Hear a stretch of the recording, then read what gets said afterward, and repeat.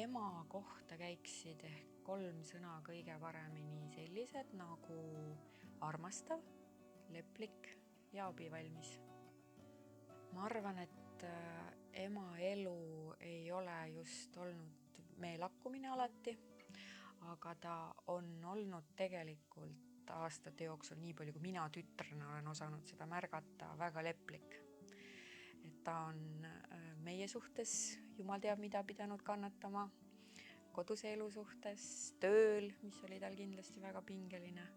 Ja loomulikult ma tunnen, et terve elu olen nii mina kui ka minu noorem õde Kristel olnud väga armastatud.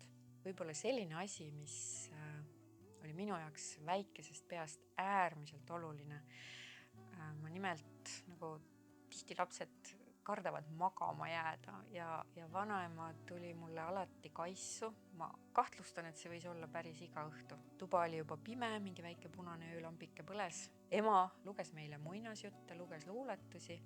Ja nagu Aamen kirikus oli alati õhtul päris lõpus luges ta ühe luuletuse ja siis lahkus oma voodisse. Aga selline õhtune rituaal oli väga oluline minu jaoks.